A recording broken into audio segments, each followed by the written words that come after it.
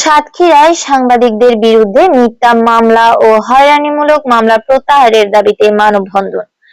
সাতক্ষীরায় সাংবাদিকদের বিরুদ্ধে মিথ্যা ও হয়রানিমূলক মামলা প্রত্যাহারের দাবিতে সাতক্ষীরা প্রেস ক্লাবের সামনে শনিবার 19 এপ্রিল সকাল 11 ঘটিকায় উক্ত মানববন্ধন কর্মসূচি অনুষ্ঠিত হয়েছে।